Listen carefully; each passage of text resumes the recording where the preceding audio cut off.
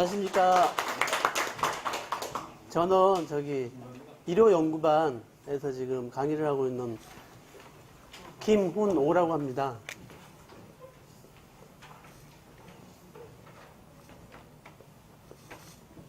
(1호) 연구반에서 강의를 하고 있고요. 오늘은 이 3교시하고 4교시 문제를 풀이해 보도록 하겠습니다.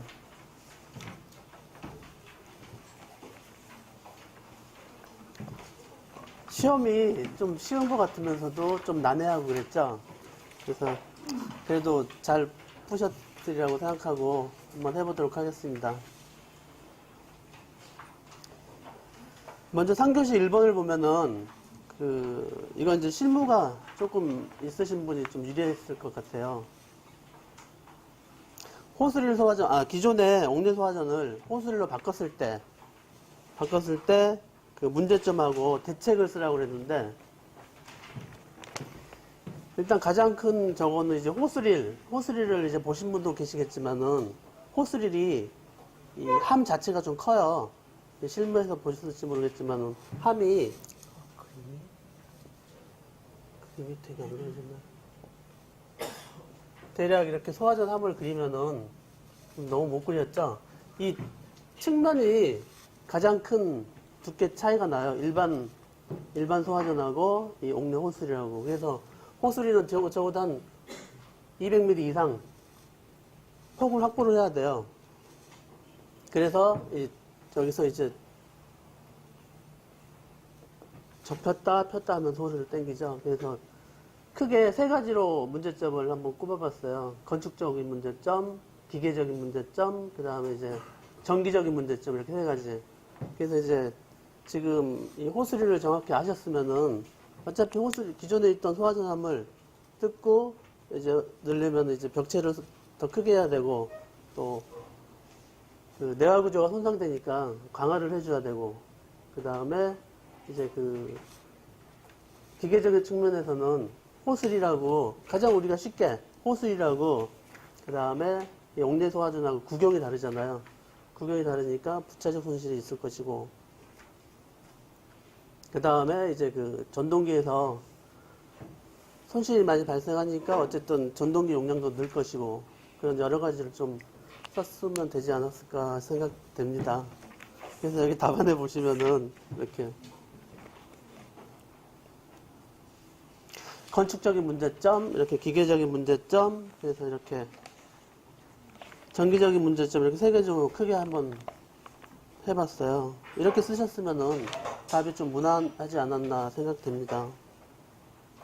그리고 이렇게 문제점이 있으니까 당연히 대책은 이거와 반대되게 써주시면은 네, 대책이 됐겠죠.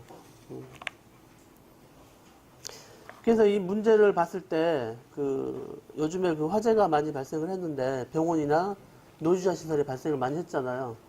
요번에 이 문제가 전체적으로 그 화재도 나왔지만은 이렇게 소화기구도 이렇게 노유자 시설에는 반드시 설치해가지고 이렇게 화재 안전성이라든가 인명보호죠, 인명보호 할 수 있게 설치했으면 좋겠다, 이런 개인적인 생각을 좀 써주셨으면은 더 좋았지 않았을까라고 생각이 됩니다.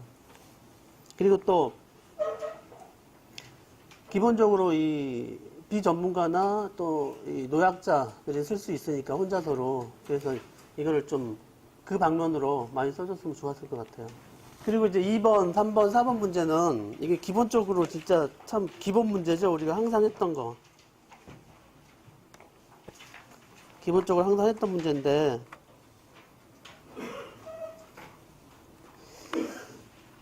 이거는 이제 대부분 전부 다 알고 있을 거라고 해가지고, 설명을 풀이는 안 하고, 여기서 하나 짚고 넘어갈 거는 이제 우리가 방출 방식에 따른 거에 보면은 국소 방출하고 전역 방출이 있잖아요. 근데 이제 대부분 다 나왔고, 국소 방출 방식이 아직 안 나왔잖아요. 그죠? 그 국소 방출 방식은 하나 갖고 가는 게 좋을 것 같아요. 평면 화재하고 인면 화재 두 가지.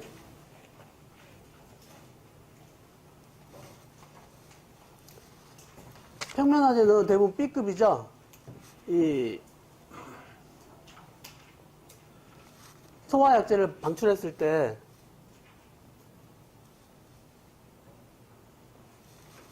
비산의 우려가 없는 화재를 평면 화재라고 그러죠, 우리가.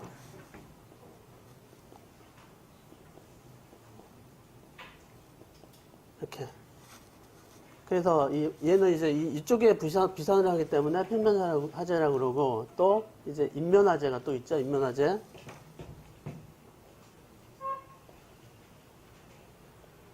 뭐 기기. 얘는 인면 화재는 이 약재를 방사했을 때 비산의 우려가 있는 화재를 우리가 인면 화재라고 그러죠. 그래서 관계식은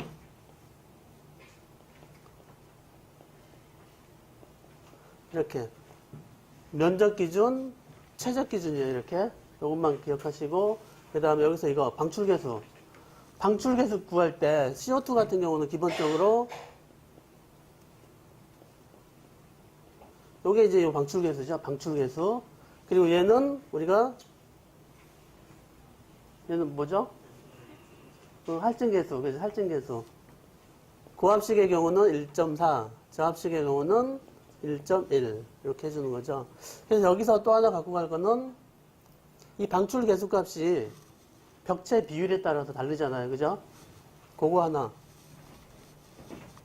이렇게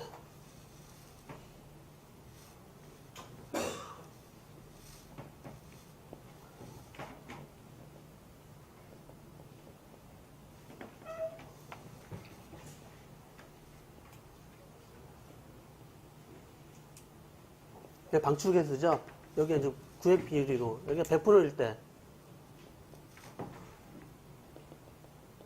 여기가 뭐 50%일 때, 이 구획 비율은 이 비율을 얘기하죠.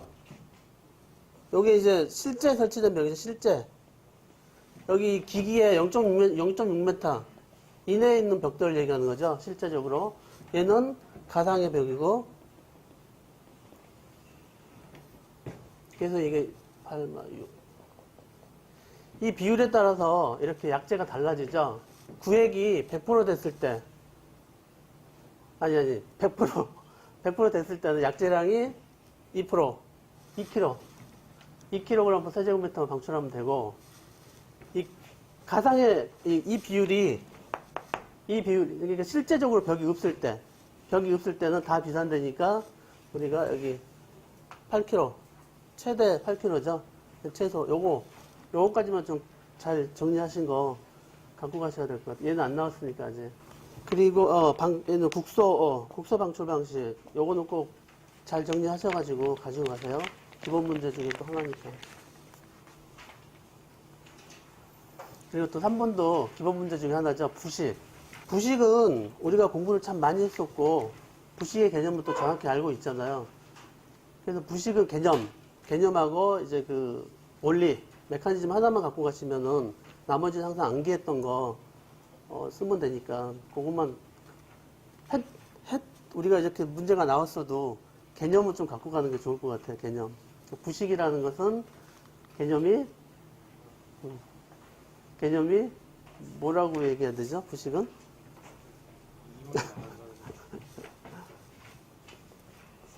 여기 지금 저기 교재에도 있는데 개념을 산화 발열 반응이라고 생각하세요?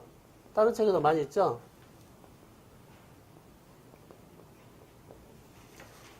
산화 발열 반응에 의해서 뭐 금속의 일부가 떨어져 나가는 현상이라죠.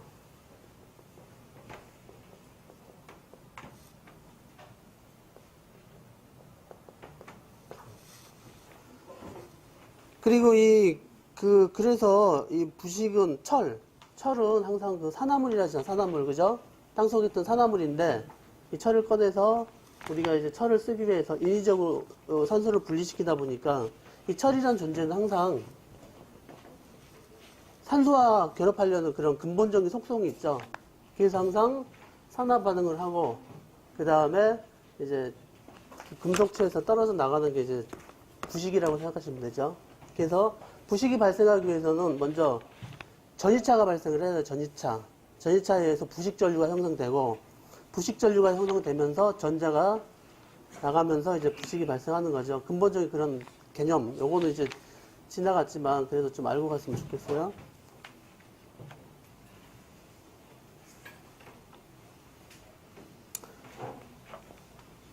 뭐 이렇게 하셔도 되고,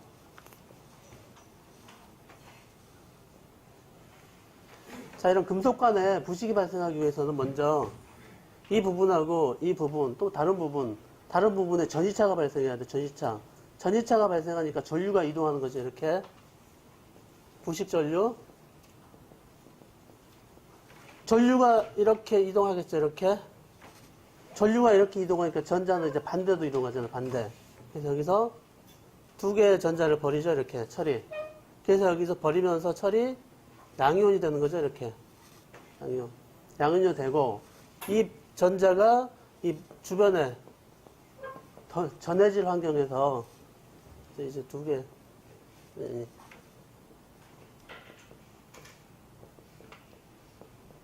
이렇게 해서 이제 수산기를 만드는 거죠. 이렇게 두 개. 이게 이제 부식이고, 부식이 이렇게 돼서 여기서 이제 부식이 이렇게 쌓이는 거죠, 이렇게. 이렇게. FeOH2 이렇게, 그죠? 요게 이제 우리가 철이죠, 철. 떨어져나가는 철. 산화철. 자기 본연으로 돌아간 거죠. 따지고 보면은.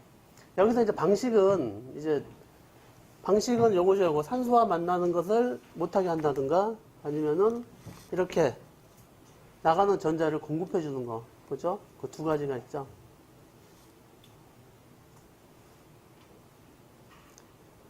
그래서 산소와 만나지 못하는 것은 이제 다 알고 계시니까 넘어가고, 이제 전기 방식에서 요거랑 똑같이 반대로 하면은 이게 방식이 되는 거죠. 그래서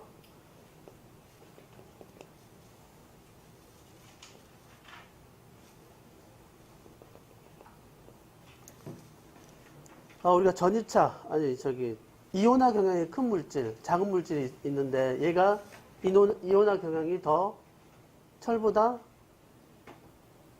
큰 물질이겠죠. 빨리 이온화가 되려는 물질. 그래서 이렇게 연결을 해놓으면은 전류가 이렇게 흐려요. 전류가 이렇게 흐르고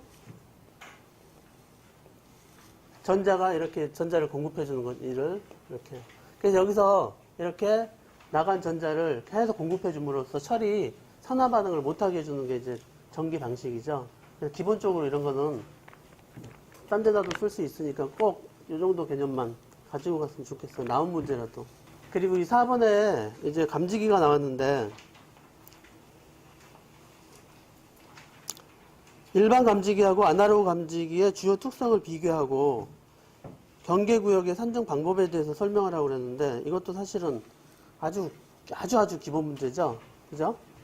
맨날 우리가 이제 많이 공부할 때 하셨을 거예요, 다들. 다 하셨으니까, 뭐, 간단하게 하고 넘어갈게요.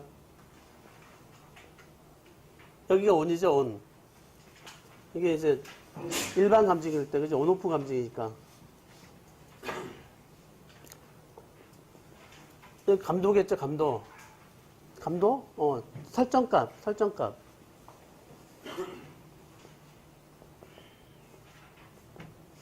설정값에 도달하면은 온이 되고, 이 설정값에 도달을 못하면은 이제 아직 온이 안 되는, 요게 이제 가장 단순한 온오프 기능을 갖는 게 일반 감지기죠.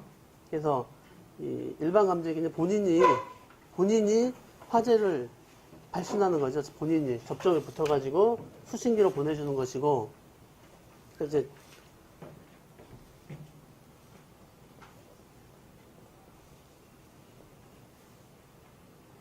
중계기 있고, 감지기 있고, 이거 빼자고요. 우리가 소방전기는 기본적으로 감지기, 배선, 수신기로 구성이 되어 있어요. 그죠? 그래서 공부할 때 항상 감지기 공부하시고, 배선 공부하시고, 그 다음에 수신기를 공부하시면 돼요. 이런 순서대로. 이 온오프 감지기라는 것은 이렇게 감지기하고 수신기하고 다이렉트로 연결이 돼가지고 접점을 직접 보내주는 거죠. 근데 아날로그 감지기는 다 아시겠지만은, 너무, 아날로그라는 개념 자체가 연속적을 나타내요. 연속적, 그죠? 연속적으로 물량을, 아날로그 신호는 요거잖아요. 기본적으로. 요거. 일정하잖아요, 일정은. 그래서 연속적으로 물리량을 검출해가지고 그 검출한 것을 일러 보내주는 거. 여기서 여기 아날로그 감지기죠. 그래서 요거는 뭐 너무 기본적인 문제니까 그래서 이 기본적으로 특성에는 방금 얘기했듯이 일반 감지기는 이렇게 단속적으로 온오프 접점을 하는 것이고 아날로그는 이렇게 연속적으로 물리량을 보내주면서 통신선을 쓰고 있으니까 주소 기능이 있죠. 두소 기능. 그리고 또 다단계 기능이 있고 이런 장점을 좀 비교해서 써줬으면 좋을 것 같아요. 다 너무 쉬운 문제라서 요거는 그냥 넘어갈게요. 여기 답안에 보시면은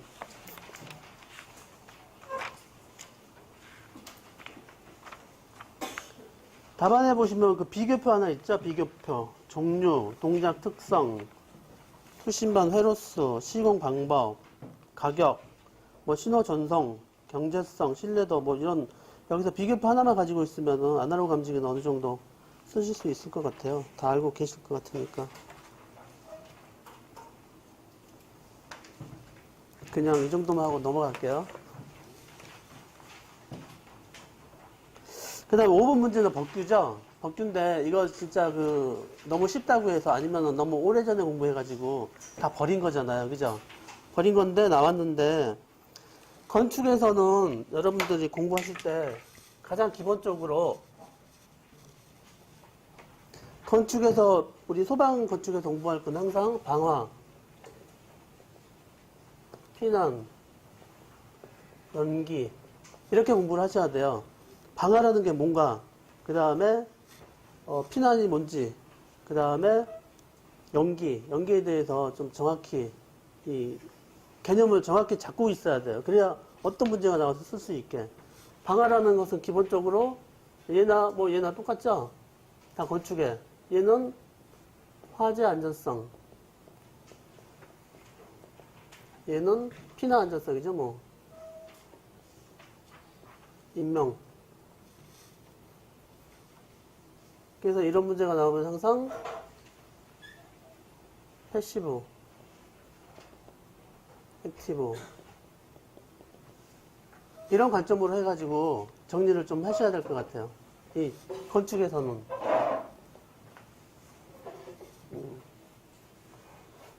소방 건축이 갑자기 생각이 안 나네.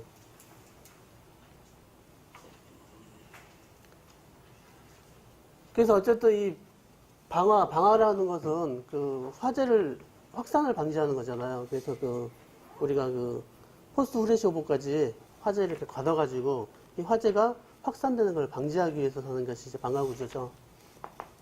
그래서 이 방화구조 개념, 피난 이런 것들을 좀 잘 챙겨 주셔야 될 것 같아요. 그래서 여기서 방화구획이라고 나오면은 일단 방화구획의 개념을 먼저 써주시고 방화구획 개념은 방금 얘기했듯이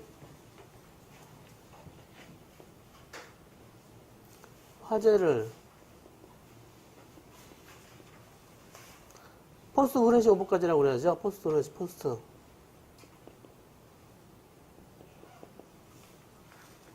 한정하여 가두는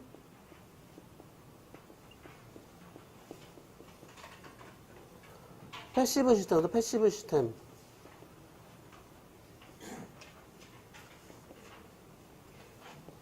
몇 가지 이걸 화재 저항이라고 하죠. 화재 저항.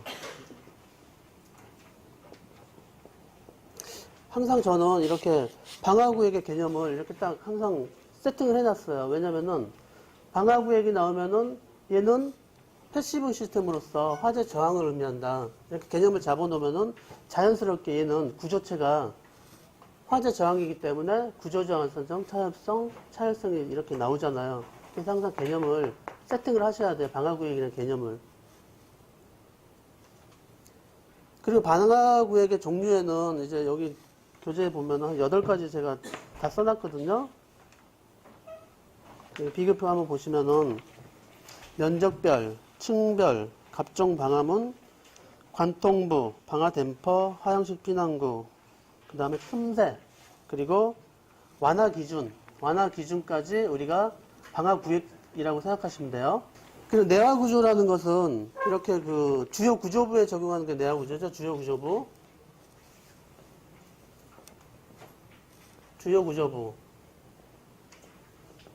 우리가 이제 벽기바보 지게라고 항상 암기를 했죠. 주요 구조부. 이 주요 구조부를 가지고 이렇게 방화를 하는 거죠. 이렇게 면적별, 층별로. 그래서 여기서는 이 내화 구조의 기준이라는 것은 여기서 벽, 기둥, 바닥, 보 이렇게 뚝뚝 나오면은 벽은 내력벽일 때하고 비내력벽일 때 또 구분되죠. 얘는 철골일 때 10cm 이상이죠. 이 기준이 있는데 이거를 다 암기 안 하셨잖아요. 그죠? 그냥 대략적으로 썼으면 될 것 같아요. 이거는 다 암기할 수가 없으니까. 그래서 사실 여기다도 안 넣는 이유가 그거는 진짜 암기하기도 힘들고 그래서 대략적인 것만 좀 썼으면 좋을 것 같아요. 비내력병은 우리가 몇 cm죠? 비내력병? 7? 7 맞죠. 기둥은 25cm죠? 바닥도 10이겠네. 그죠?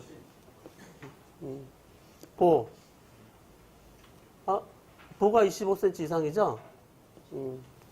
이 좀 기본적인 것만 써야 될 수밖에 없을 것 같아요, 이 문제는.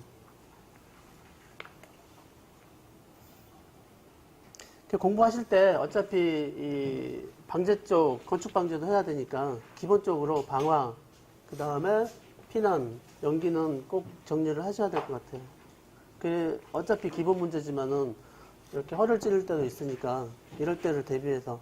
그래서 이 방화 구역의 개념은 꼭 저기 본인들의 스타일대로 꼭 세팅을 하셔야 돼요. 방화 구역에. 왜냐면은 우리가 여기서 보시면은 방화문, 방화 셔터, 그 다음에 방화 댐퍼 이런 게 나왔을 때도 하향식 피난구 이런 게 나왔을 때도 방화 구역의 개념을 써주는 거예요. 그리고 갑종 방화문도 마찬가지예요. 방화 구역제이기 때문에 이 개념을 다 거기다가 써주고 화재 저항이기 때문에 이제 구조적 안전성을 빼야죠. 걔네들은 구조적 안전성 빼고 차율성, 차염성을 가지고 있어야 되잖아요. 그래서 항상 방화 구역의 개념을 세팅해 놓으면은 방화문, 방화 댐퍼, 방화 셔터, 뭐 하향식 피난구 할 때 같이 다 쓸 수가 있는 거예요. 개념을.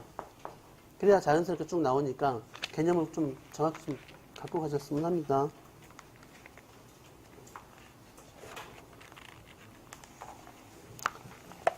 자, 그리고 여기 보시면은 6번에 이제 보시면은 나머지는 이제 6번에 보시면은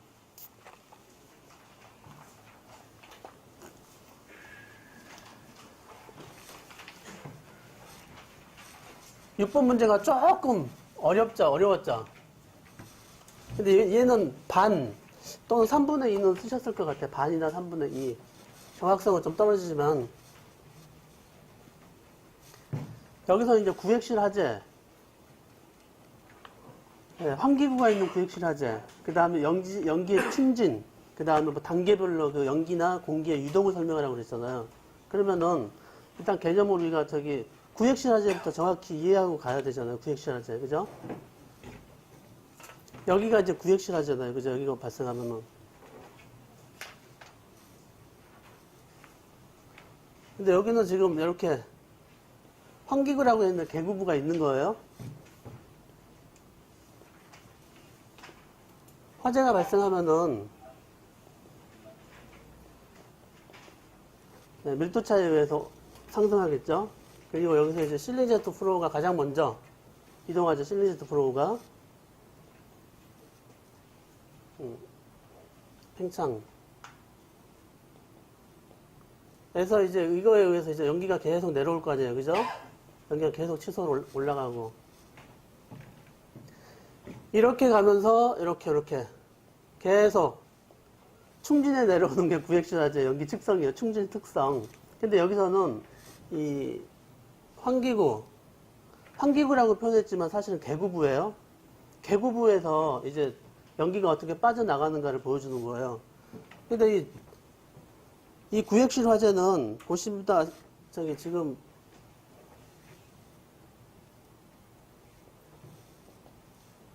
구획실 화재는 이런 곡선을 갖고 있어요. 여기서 화재가 발생하면은 지금 이 주위에 공기가 참 많기 때문에 자체 공기로서 여기서 연소가 계속 이루어지잖아요. 연소가 이루어지면서 그러니까 연료도 많고 공기도 많은 거예요. 그래서 자체적으로 연기가 계속 이렇게 올라가다가 이렇게 충진이 계속 되면은 이제 산소량이 부족하기 때문에 얘가 이제 연소에 지장을 받는 거죠. 결과적으로 이 구획이라는 공간이 연소를 조종한다라고 봐도 돼요. 영향을 미친다 이렇게 구획이라는 자체가. 근데 여기서는 문제가 이렇게 이런 구획 과제에서 연기의 이런 충전 상태 기본적으로 이런 상태인데 여기서 계급화했을 때 그 단계적으로 이제 해석하라고 그랬으니까 방금 이 단계를 해석을 하면 돼요. 해석 그대로.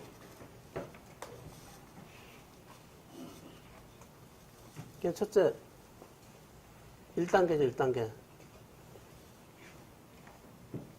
이게 저기 그 화재공학 원론에 있어요. 있는데 이 스쳐 지나가기가 아주 쉬운 문제. 해석 뭐 요만큼밖에 안 나왔으니까 해석하기도 좀 그렇고 스쳐 지나간 문제인데 이게 딱 나온 것 같아 보니까. 1단계는 거기 이제 지문에 있으니까 제가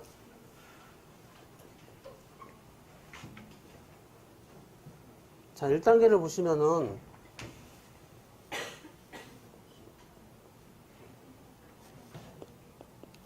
어쨌든 유체가 이동한다는 것은 압력이잖아요. 압력차 때문에 이동하기 때문에 압력하고 높이에 의해서 이제 유동을 하니까 그걸 해석하는 거예요. 처음에 이렇게 화재가 발생해서 연기가 이렇게 올라가면은 이렇게 이 지점을 우리가 HL, 이 점을 H0, 이 점을 H 라고 봤을 때 기본적으로 이 안에 압력은 높아요. 외부보다.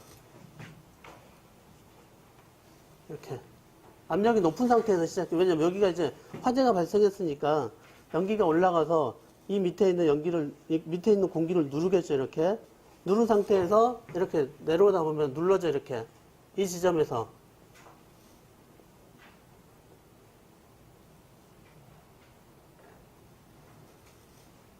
그러니까 여기서 이제 이렇게 압이 눌러지겠죠. 연기가 눌러지니까 찬 공기가 이동한 찬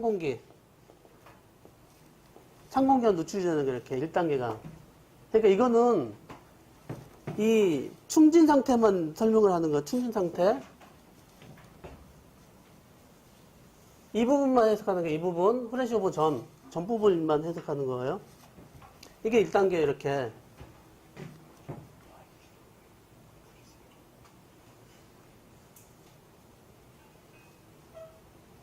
이 압력이 이제 압력을 보시면은 이 내부 압력이 처음부터 이렇게 높은 거예요. 압력이 여기서 화재가 발생했으니까.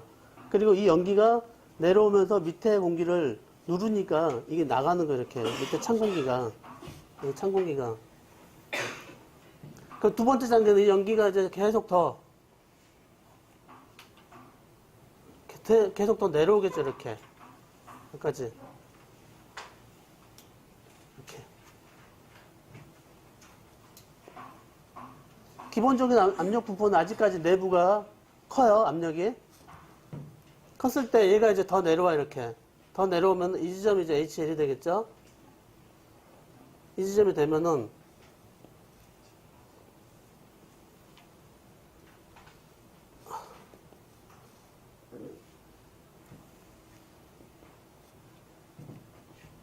자, 여기 이렇게 되면 연기가 이렇게 화재가 발생해서 연기층이 계속 내려오면서 이제 저기 여기 환기구 계구부 밑에까지 비슷하게 내려오게 되면은 여기서 이제 뜨거운 연기가 나요. 뜨거운 연기.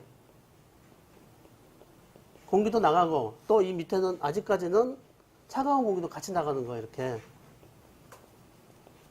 이렇게 뜨거운 연기하고 찬 공기가 같이 나가다가 보시면 여기 이제 압력차가 이렇게 작아져요. 점점 내부 압력이 작아지는 거예요. 점점 내부 압력이 작아지고 마지막 상단계를 보게 되면은 이게 이제 2단계죠. 2단계.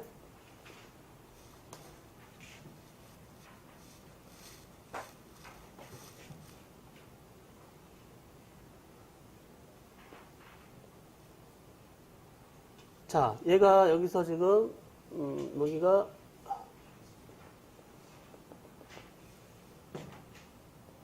이제 중성대가 형성이 되는 거예요. 중성대. 왜 중성대가 형성되냐면은 이 뜨거운 연기가 이렇게 계속 하강하다 보니까 이제 여기까지 되는 거 여기까지 하강을 하다 보니까 내부 압력이 작아지는 거. 작아진다 보다도 내부 공기 압력이 외부 공기 압력이 똑같아지는 거. 순간적으로 이제 그래서 여기서 중성대가 형성되는 중성대.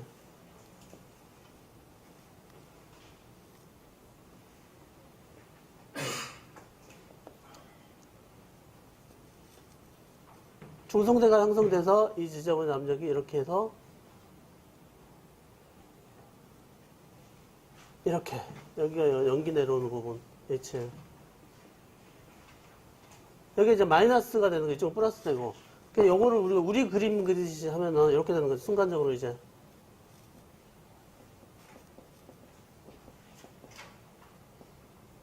여기가 이제 마이너스가 되죠. 여기가 양압이 되고 여기가 플러스 이게 이제 마이너스. 그래서 이제 양쪽으로 들어오고 양쪽으로 나가는 거 이렇게.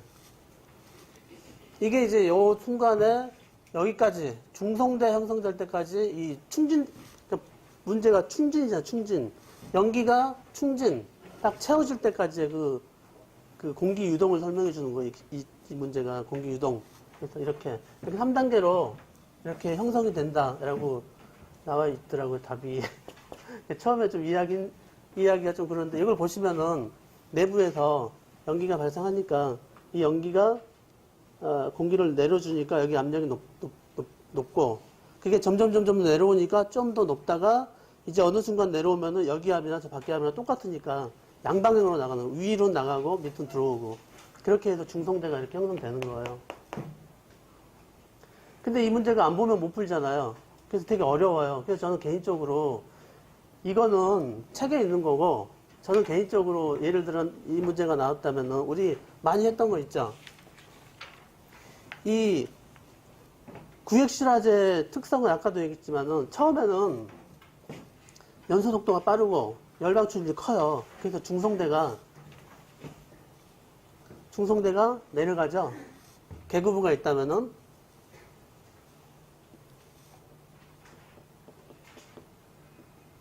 이렇게 중성대가 이렇게 내려가 초기 1단계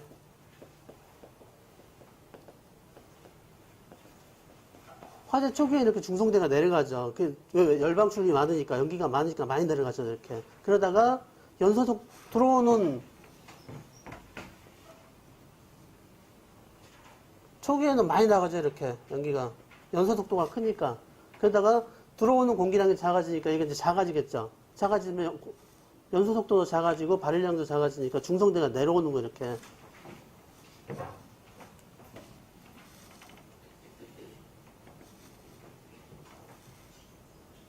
올라가지 올라가. 가만히 계세요. 올라간다고 그래야지. 이렇게. 올라가지 올라가. 이게 2단계라고 표현하고 또 마지막으로는 이제 이 부분에 도달을 하면은 이제 우리가 이 부분에 도달하면은 왔다 갔다 하다가 이제 중심을 딱 이루잖아요. 이렇게. 1단계. 저는 예를 들어서 이렇게 풀었을 것 같아요. 이 구획시간의 전체를 해석해가지고 여기가 1단계, 2단계, 1, 2단계가 여기라고 했죠. 1에서 2단계. 그 다음에 여기는 3단계. 그래서 우리가 들어온 유출입량이 똑같아지잖아요. 여기 최선기 때는. 그래서 저는 이렇게 해석을 했을 것 같아요. 이걸 못 봤으니까 모르죠, 이거는. 그래서 이걸로 해도 이 정도까지 해도 조금은 받지 않았을까. 그렇게 생각합니다.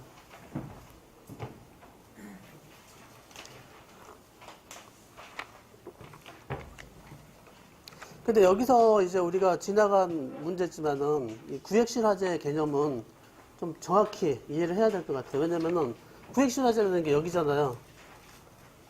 그죠? 연료지배형 화재일 때. 우리가 연료지배형 화재, 환기지배형 화재는 뭐 자주 나오니까 개념을 좀 정확히 갖고 가죠. 쓸 거 없을 때는 항상 화재에 연상되는 단어를 먼저 기억을 하세요. 화재는 항상 라지 Q, 뭐 연소속도는 써도 되고 연소속도 라지 Q, 그 다음에 연소의 이동 스몰 Q. 환기지배형 화재는 당연히 연료에 지배받는 건 개념을 알고 있으니까 그 다음에 써주는 건 항상 연소속도가 어떻다, 열 방출률이 어떻다, 그 다음에 열의 이동은 어떻다. 초기 때는 다 전도에 의해서 이동하잖아요. 전도에. 전도하고 대류, 전도하고 대류. 이 연료지배형 화재일 때 70%가 대류로 이동하는 거예요. 이렇게 열이 축적이 되잖아요. 이렇게. 이 축적이 되면서 내려오잖아요. 이렇게 3단계에 걸쳐서. 여기가 이제 열이 축적이 되면서 여기가 이제 복사열에 의해서 플래시 오버가 발생하잖아요. 여기까지가 요 환기지배형 화재. 그러니까 70%가 대류로 이동해요. 대류, 열 전달이. 그래서 항상 우리는 이렇게 연료지배형 화재를 설명할 때 항상 초기 화재 이렇게 그림을 하나 그려주고 초기 화재 열 전달의 70%가 대류로 의해서 이동한다. 이런 것도 좀 써주셨으면 좋을 것 같아요. 그 다음에는 이제 플래시 오버가 발생하고 난 다음에는 이제 복사. 최상위 때는 복사가 여기 열 전달의 주는 복사예요. 복사. 그때는. 그래서 이 문제가 물론 조금 어려웠을 것 같은데 이 구획실 화재의 개념을 정확히 이해를 해야 우리가 나중에 환기지배형이 나오던 이 환기지배형 그 다음 여기 연료지배형이 나올 때 이렇게 같이 좀 썼으면 좋을 것 같아요. 기본 문제 중에 기본 문제니까 꼭 연소속도, 열 방출률, 열 전달은 어떻게 되는지 개념을 좀 꼭 갖고 갔으면 좋을 것 같아요.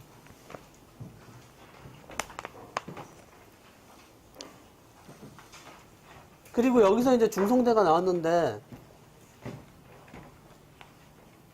우리 저 1교시 때도 나왔죠. 연돌효과, 그죠? 연돌효과도 나오고 중성대도 나오고 했는데 참 중성대가 많이 쓰는 것 같아요. 중성대 정확한 개념 또 좀 갖고 가시고 이 화재를 설명할 때 중성대랑 같이 이렇게 해놓는 것도 있더라고요. 저도 봤는데 이렇게 지금 중성대가 이렇게 형성이 되는 거예요. 화재하고 지금 여기 연소가 이렇게 되잖아요. 연소가 돼서 우리가 플룸을 설명할 때 이렇게 쓸말없을 때 중성대 개념으로 해서 써줘도 돼요. 이렇게 플룸을 하도 많이 나오니까 플룸을 설명할 때 우리는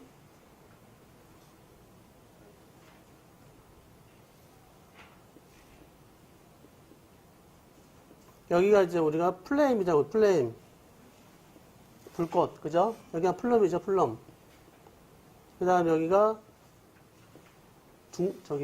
간헐 화염 영역, 그죠? 간헐 화염 영역인데, 여기서 이 화염의 중성대는 이 정도에서 이루어져요, 이 정도.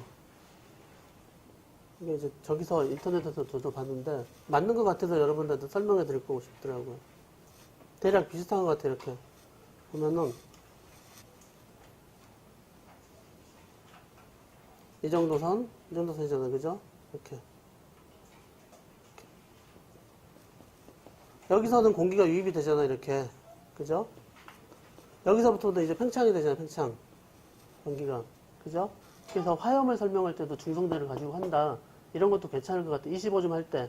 어차피 25점에서 화염이나 이런 거에서 25점 할 때는 자기의 그 기량을 내가 알고 있는 게 얼마큼 있는가를 써주는 거니까 이런 작은 것들을 하나씩 갖고 있으면서 이렇게 표현을 해주는 게 참 좋은 것 같아요, 답이. 중성대의 개념은, 자,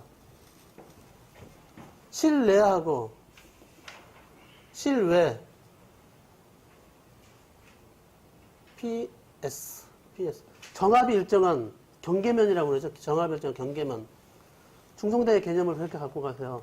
실내와 실외 정압이 일정한 부분이라고 표현해도 되지만은 일정한 경계면 이렇게 표현하면은 이게 자연스럽게 나타나니까 경계면. 그 다음에 또 어디를 보면은 이 경계면이라는 게 경계층이잖아요.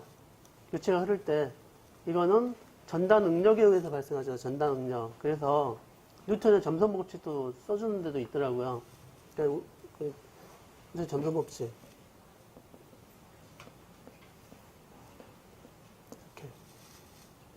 이 전단 응력 때문에 이렇게 유체는 경계층을 형성하면서 흐른다. 이거는 뉴턴의 점선 법칙에 의해서 해석을 하고 있다. 이런 것도 좀 써주면 좋을 것 같아요. 관계식은 다 알고 있으니까 그냥 넘어갈게요. 관계식은 똑같이 저거 하시면 돼요. 그죠? 연돌효과.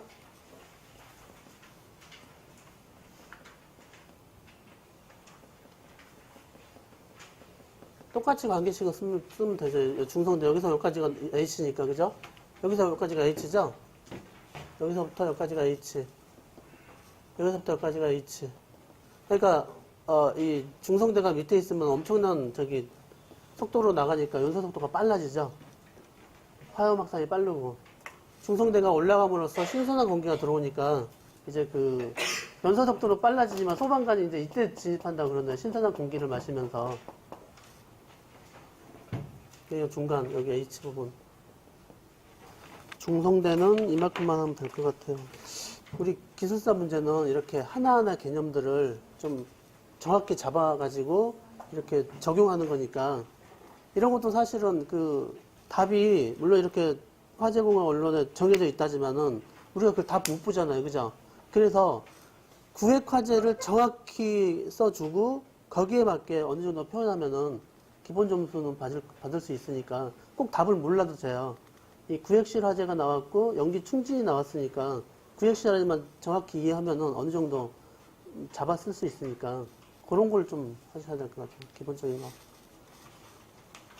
그 다음에 이제 4교시 문제를 보면은 A급, B급, C급 화재, 소화 능력, 수계 이렇게 나왔잖아요. 이거는 이제 답은 여기 보시면은 이렇게 썼지만은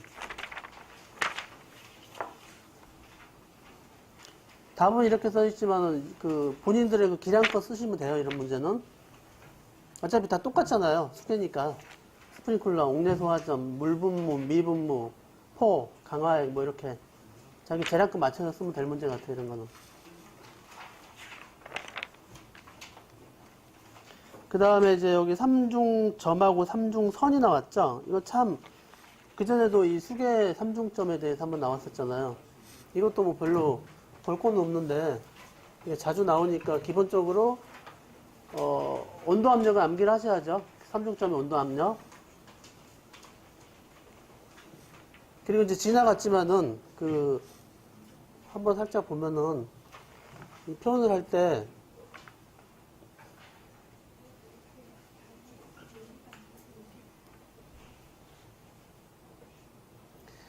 이걸 의식하면서 하세요. 의식하면서 이 삼중점을 항상 설명하거나 뭐 할 때 일로 가고 일로 가고 어차피 삼중점을 해석하는 건 요거밖에 없잖아요. 우리 삼중점이라는 것은 이렇게 고체하고 액체하고 기체 세상이 균형을 이루는 점이잖아요. 균형을 이뤄서 이렇게 균형을 이루는 압력과 온도 이 점을 삼중점이라고 그러죠. 균형을 이루는 점. 그래서 표현을 하고 싶어도 표현할 때도 이렇게 하시면 돼요. 온도를 낮췄을 때, 온도를 높였을 때, 압력을 높였을 때, 압력을 낮췄을 때 상태 변화를 써주시면 돼요. 삼중점.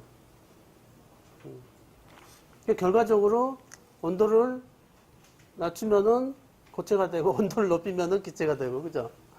압력을 높여오면은 고체가 되고 압력을 낮추면 기체가 되고 똑같은 거예요. 가운데 액체만이 들어갔잖아요. 그래서 물의 특성이니까 액체일 때 현열, 잡열, 그 다음에 비열 크죠? 비열 고게 크다. 그래서 소화자극급을 하고 또 기체일 때는 질식 1750배로 팽창하니까 질식 효과가 있다. 이렇게 그런 특성을 같이 써주면 좋았지 않았을까. 그리고 저기 삼중선이 나왔는데 이건 뭐 지금 답안이 이렇게 돼 있잖아요. 답안이 돼 있는데 우리가 이제 삼중선을 제대로 못 봤을 때는 어쩔 수 없어요. 이거 어차피 평형을 이뤘기 때문에 이 선들도 이상계를 가졌지만은 다 평형을 이루고 있잖아요. 이렇게 얘도 뭐 얘도 이렇게. 그래서 이 선을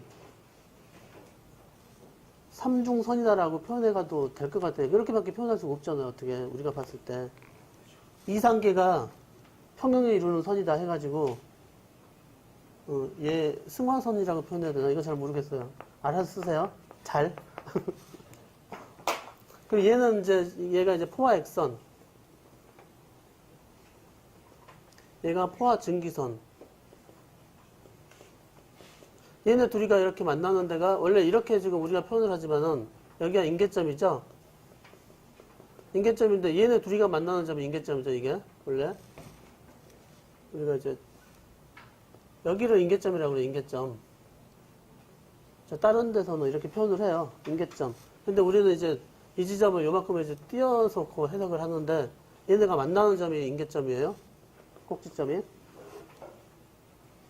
그래서 포와 액선은 뭐다? 포와 증기선은 뭐다? 그 다음에 여기는 뭐 승화선은 뭐다? 이렇게 1번, 2번, 3번, 그리고 인계점 4번은 뭐다? 이렇게 3중점에서 키워드 한 줄, 키워드 한 줄 이렇게. 그죠? 그렇게 했어야 되지 않았나. 그리고 이거는 이제 여기 우리가 요거 완기해야 되죠, 요거. 온도가 몇이죠, 온도? 얘는 6, 그죠? 그 다음 여기 압력은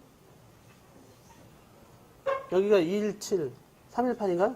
373, 218, 그죠? 요거는 기본적으로 암기를 해야 되겠죠? 그리고 요 3중점에서, 액체는 3중점에서 인계점 사이에서 요때만 액화가 되는 거죠? 이런 그런 특성 좀 써주시면 될 것 같아요. 이제 이런 것도 마찬가지죠. 우리가 알고 있는 것들 다 써주면 되지 않았을까 생각이 드네요.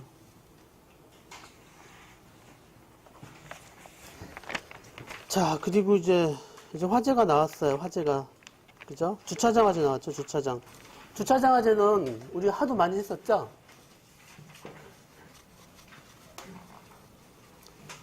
주차장, 터널, 지하 역사 다 똑같잖아요. 개념이. 그죠? 다 똑같은 화재예요. 고강도 화재. 그래서 다음에 또 터널 화재가 나왔을 때도 똑같이 쓰면 돼요. 그때 이 고강도 화재는 기본적으로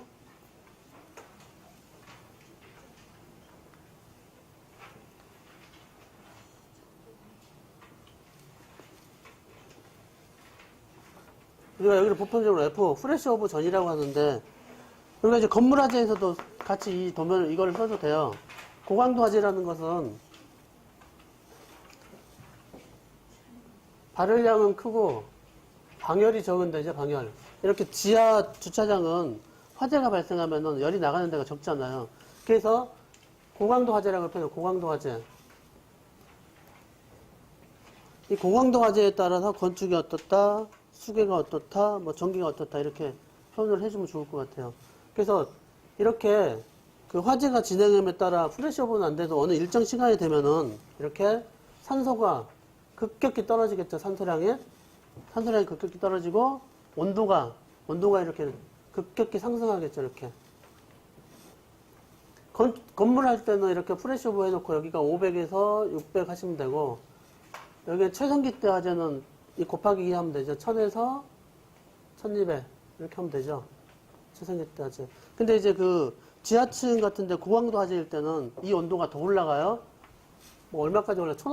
1500은 좀 너무 많죠. 1300? 한 1300도까지 올라갈 거예요. 지하층에 고강도 화재일 때는 열이 축적되니까. 그리고 또 하나 파이어 점프, 그죠? 이게 이제 파이어 점프.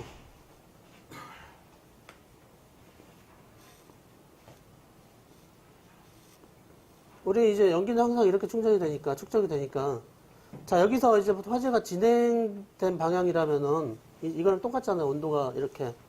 온도가 여기서부터 쭉 올라가야 되는 이렇게. 아무렇게나 그래도 되는데. 차츰차츰 올라가. 온도가, 이쪽은 이미 그 차량이 다 탄 거. 그 다음에 여기 이것도 다 탄 거. 여기서부터는 타고 있는 거. 그 다음에 여기서 이렇게. 예열되죠, 예열. 차가. 복사열 때문에 이렇게 이게 이제 이렇게 타고 넘어가는 것들, 요걸 이제 우리가 파이어 점프라고 하는데, 이런 공간에서는 이게 차량이 금방금방 타 넘어가잖아. 이렇게 열이 뜨거우니까. 그래서 파이어 점프도 있다. 그것도 하나 해줬으면 좋겠다. 터널에도 써도 되고, 또 우리가 터널 화재, 또 지하층, 그 다음에 지하 터널, 뭐 심층 지하 터널 화재가 나면 요게 이제 이렇게 됐을 때 이런 구역된 공간이나 터널 같은 데는 열이 많이 방출되지 않기 때문에 이게 이 차량에 의해서 열도 있지만은 이 아스팔트가 녹아요. 이렇게 아스팔트가 녹아서 아스팔트에서 이렇게 화재가 진행되는 거. 이렇게 그 다음에 차량이 폭발이나 했을 때 이 기름에 의해서도 이렇게 그 옆에 차량이 금방 이렇게 올마 붙으죠, 이게. 이것도 다 지하층 화재도 똑같이 생각하시면 돼요, 이렇게. 옆에 있는 화재가 이렇게 빨리 발화되는 이유가 이제 이거예요, 파이어 점프. 고강도 화재 때문에. 그래서 이제 여기 있는 대로 건축적인 거, 기계적인 거, 뭐 이렇게 다 쓰셔도 돼요. 다 쓰셔도 되는데, 이런 화재가 났을 때 세팅한 거 있으면 세팅한 대로 쓰고, 세팅한 게 생각이 안 난다. 그럴 때는 이제 이런 그림 그려가지고 좀 써주시면 될 것 같아요.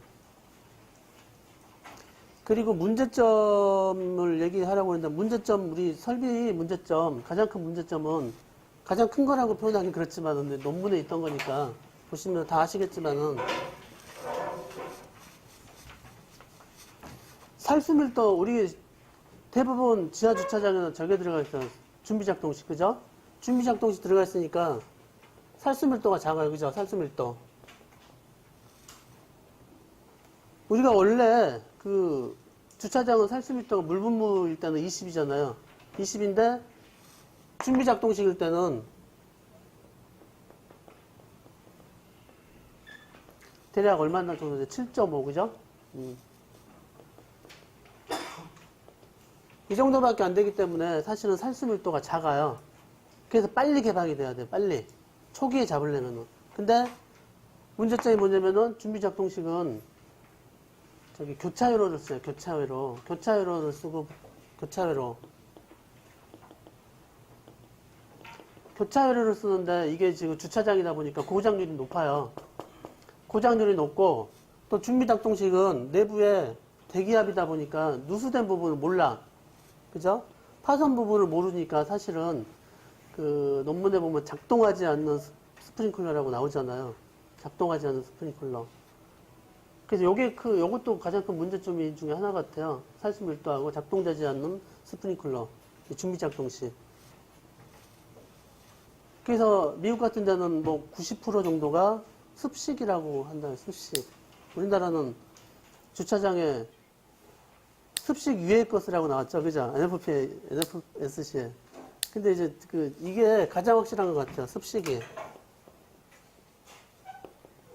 그래서 문제점 대책할 수도 있고, 이 감지기도 이제 특수 감지기 쓰자 뭐 이거 나와야 되겠죠. 다른 문제점은 이제 기본적인 문제점이니까. 근데 저거는 이제 그 전에 논문에도 나왔고 했으니까 좀 가지고 있으면 될 것 같아요. 그리고 요거는 너무나 많이 했으니까 다들 다 잘 쓰셨을 거예요. 그죠?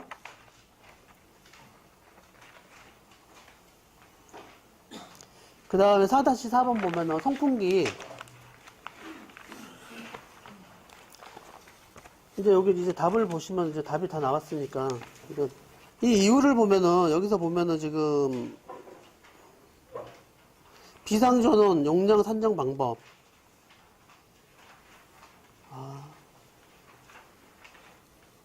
이거는 법규니까 어쩔 수 없이 앞에 비상전원 용량 산정 방법은 암기를 하셔야 되고, 법규죠? 송풍기 수동 조작 스위치를 별도로 사용하는 이유, 별도로 설치하는 이유.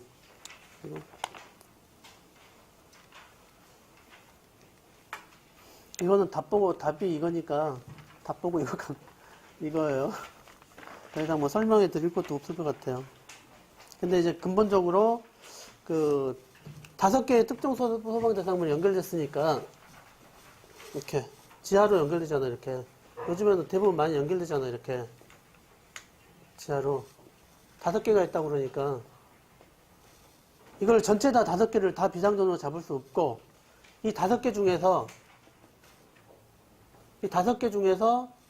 가장 큰 용량, 그죠? 가장 큰 용량을 비상전원으로 선정한 한 개를 여기서 제한 팬이 있으면은 가장 큰 용량 하나를 선정하고 있어요. 저기 실무에서. 그 대신 여기가 입구가 2개다. 여기가 출입구 하나 있고 여기가 출입구 하나 있다. 그럴 때는 이 한 동에 출입구가 2개일 때는 이걸 이제 같이 잡아줘야 되겠죠. 같이 들어가는 데가 2개면 그죠? 같이 올릴 수 있으니까. 근데 법규가 좀 애매해요. 그래서 대부분 하나 또는 2개로 잡고 있어요. 비상전원 선정할 때. 근데 이거를 스위치를 각자 설치하는 이유 중에 하나도 다른 것도 있지만은 이제 이게 동시에 작동할 수 있으니까 그것 때문에 그런 것 같아요. 동시에 작동하면은 발전기 용량이 떨어지니까, 발전기 용량이 초과되니까, 셧다운 될 수 있으니까, 그것도 하나 있죠, 답이. 그러니까 실무도 조금 있으신 분들은 같이 써줬으면 좋지 않았을까. 그 외에는 이거는 뭐 더 말씀드릴 게 없을 것 같아요. 이런 그 선풍기가 나왔을 때는 재현의 목적을 좀 하나 꼭씩 써주셔야 돼요. 재현의 목적. 재현하는 목적이 뭐죠? 재현. 가장 기본이잖아요, 기본. 우리는 기본을 꼭 써주고 나가야 돼요. 이런 가장 기본적인 거 써줘야 돼요. 재현의 목적. 그 다음에 예를 들어서 우리 쉽게 특피의 목적은 이제 차 방염부성 과압 방지잖아요. 그런 기본적인 거를 써줘야 되고 항상 재현의 목적도 꼭 써줘야 되고. 그리고 재현 설비 나왔으니까 그 요즘에 그 화재가 나왔을 때 화재 병원이라든가 아니면은 그 노유자 시설에 화재가 많이 발생했잖아요. 그런 것도 같이 항상 매칭해서 결론에 이렇게 써줘야 될 것 같아요. 이런 거 요즘 그런 거를 좀 써줘야 될 것 같아요. 당연히. 다음번에 그렇게 하실 수 있으면 하세요. 안 했으면 좋겠고요. 다 합격할 수는 없으니까. 그리고 5번 문제는 이 전기 문제잖아요. 전기 잘하신 분들은 하시고 전기 못하신 분들은 넘어가야 되겠죠. 아유. 자, 여기 또 제한 선풍기가 나왔어요. 그러니까 이제 지금 우리가 이제 연기의 위험성은 다들 알고 있으니까 연기로 인해서 사람이 너무나 많이 죽고 그러니까 이게 자꾸 선풍기가 많이 나오고 재현이 이 지금 노유자 시설이나 병원 같은 데서 화재가 발생했을 때 전부 다 연기 때문에 죽었잖아요. 그래서 이 선풍기가 많이 나온 것 같아요, 이번에. 제 개인적인 생각은. 근데 어쨌든 이 문제를 보셨을 때 사회적으로 그런 그 노유자 시설이나 병원 같은 데가 많이 사람의 인명이 많이 피해를 입었으니까 그런 관점으로도 많이 매칭해서 써주세요. 그렇게 사회적인 그 흐름 그런 것들 이런 문제에 같이 딱 선풍기에만 쓰지 말고 선풍기는 이래서 써야 된다 이런 것들. 자, 여기서 보시면 이제 다 쓰셨겠지만, 가변풍량이란 말을 다 아시잖아요. 그죠? 가변. 풍량이 변동되는 거잖아요. 풍량이 변동. 풍량의 변동이 필요한 거는, 가장 신경을 많이 쓰는 데가 초고층 같은 데일 것 같아요. 초고층. 초고층에 보시면은, 주위 환경이라고 그러죠. 주위 환경. 바람의 효과. 그 다음에 굴뚝 효과. 아까 썼죠? 이런 현상 때문에, 자, 바람의 효과는 그렇잖아요. 지금 여기서 보시다시피 이렇게. 얘도 어차피 경계층이 형성이 되잖아요. 이렇게. 경계층이 형성될 때, 이 상부는 이렇게 바람이 최대로 들어가니까 하부는 정압이 또 낮아지잖아요. 그러니까 또 이렇게 연돌 효과가 많이 생기고, 그 다음에 바람이 부는 쪽은 다 이제 아시겠지만은 기본적은 압력 분포주잖아 이게. 그죠? 이게 건물이면은 바람의 효과에 의해서 이쪽만 양압이 걸리고 이쪽은 전부 다 부압이 걸리잖아요. 이 의미가 실내 기류가 바뀌는 거예요. 외부에서 압이 작용하면은 이 연기가 이렇게 올라갔던 게 이렇게 가는 게 이렇게. 그것도 있지만 또 여기 이 부속실에서 차압이나 방음풍속이 안 나와. 이 기류 현상 때문에. 빠져나가든가 더 유입되든가 하기 때문에. 그래서 가변풍량이 필요한, 실질적으로 이게 있어야 롯데월드에서는 가변, 인버터 설치한다고 그러더라고요. 인버터를 설치해가지고 풍량을 조절하고 있다고 그러더라고요. 가압이라든가 방염풍속. 그래서 가변이라는 것은 부하량에 따라서 변하는 게 가변이잖아요. 그래서 그 부하량에 따라서 변하는 이유는 이렇게 주위 환경, 그 다음에 또 하나 가연물의 양, 뭐 이런 것들. 그리고 이제 이 문제는 지나갔긴 하지만, 재현설비의 문제점을 꼭 갖고 가셔야 돼요. 이 기본 중에 기본이죠. 재현설비의 문제점. 장소적인 문제점. 그 다음에 화재 하중인가?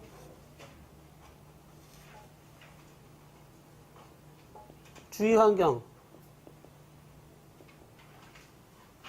그 다음에 소화 설비. 그 다음에 성능 설계. 우리는 기본적으로 용도별 구매별로 이 풍량을 산출하잖아요. 여기 가장 큰 문제점이에요. 풍량을 선정하는 게 가장 큰 문제점. 그리고 화재 사이즈. 화재 사이즈를 고려하지 않는다. 화재 사이즈는 또 가연물 양을 얘기하는 거죠. 가연물 양.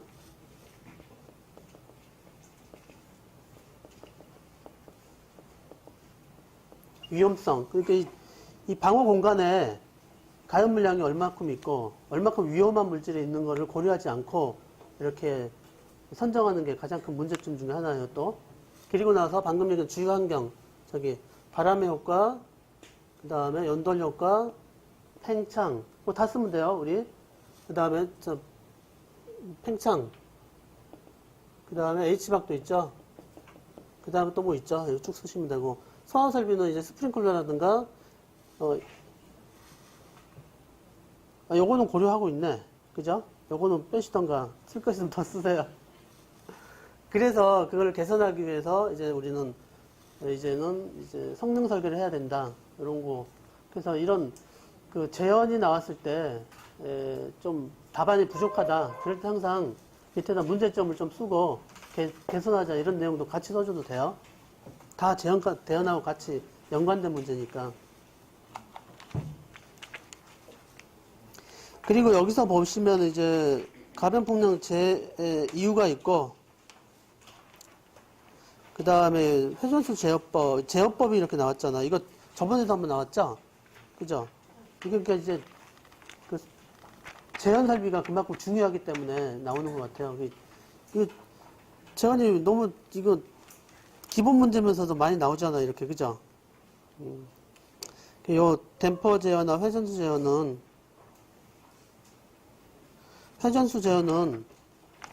요 회전수 제어가 요거죠? N, 회전수니까 N은 1분의 120 F 1 슬랩. 여기 회전수 제어죠? 주파수를 제어한다든가, 그걸 제어한다든가. 그 다음에 슬리브, 이거 저항이죠, 저항. 플러스 전압도 써주세요, 여기다 슬쩍. 이렇게. 이걸로 해서 제어하는 게 회전수잖아요, 그죠? 그 다음에 또 하나, 상사법칙. 그죠? 응? 상사법칙, 그죠? 상사법칙이 회전수 제어 원리잖아, 원리. 그죠, 원리.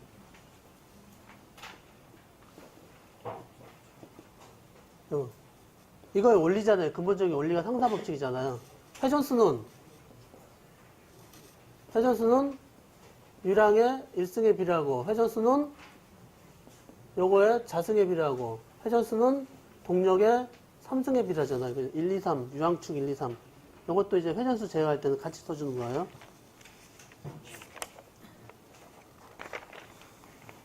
요번 문제는 쉬운 것 같으면서도 어렵고 하는데, 다 잘 보셨으리라고 믿고 좋은 결과 있기를 바라겠습니다. 저기 혹시 질문 있으세요? 질문 없으면은 마치도록 하겠습니다. 감사합니다.